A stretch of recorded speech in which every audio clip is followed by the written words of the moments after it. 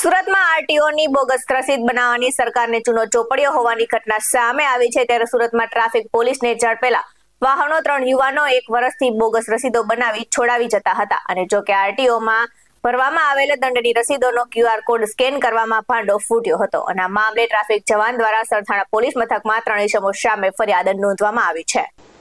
Surat traffic region 1 વિસ્તારમાંથી motor vehicle act કલમ 207 મુજબ જે વાહનો જમા થાય એ સરથાણા ગોડાઉન ખાતે રાખવામાં આવે છે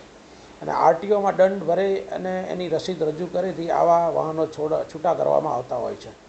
હવે છેલ્લે જે એક રિક્ષા હતી એ રિક્ષાના આરટીઓની રસીદ સાથે 3 ઇસમો રિક્ષા છોડાવવા માટે આવેલા, પરંતુ એમાં માલિક સાથે આવેલા નહીં હતા, જેથી ફરજ પરના અમારા LR જિગ્નેશ ગીરીએ તેઓને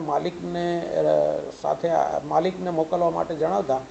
આ લોકો રસીદ આપીને ગયેલા પણ માલિક આવેલા નહીં અને જ્યારે તે લોકો આવેલા ત્યારે પણ એમની બોડી લેંગ્વેજ ઉપરથી થોડી શંકા ગયેલી, જેથી LR જિગ્નેશ ગીરીએ આ બાબતમાં વધારે ઊંડાણપૂર્વક તપાસ કરતાં એને જાણવા મળેલું કે આ જે રજૂ થયેલી રસીદ છે એ બોગસ છે અને એ ખરાઈ એ રીતે કરેલી કે જે રસીદ ઉપર QR કોડ આપવામાં આવેલો હતો એ સ્કેન કરતાં એમાં આરટીઓનું કોઈ ડિજિટલ પેજ ખુલતું ન હતું, જ્યારે ઓરિજિનલ રસીદો હતી એમાં ડિજિટલ રસીદ ઓપન થતી હતી, જેથી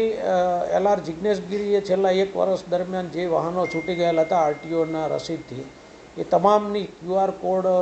ચેક કરતાં બીજા 29 જેટલા વાહનોના રસીદો ખોટી હોવાનું માલુમ પડેલું અને એનું એક લિસ્ટ બનાવીને રિપોર્ટ સાથે આરટીઓમાંથી ખરાઈ કરતાં જાણવા મળેલું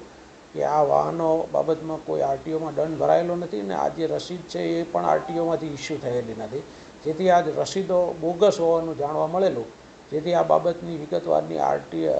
સરથાણા પોલીસ સ્ટેશનમાં FIR દાખલ કરવામાં આવેલી છે। BS19 ન્યૂઝ સાથે પરેશ રાઠોડ, સુરત।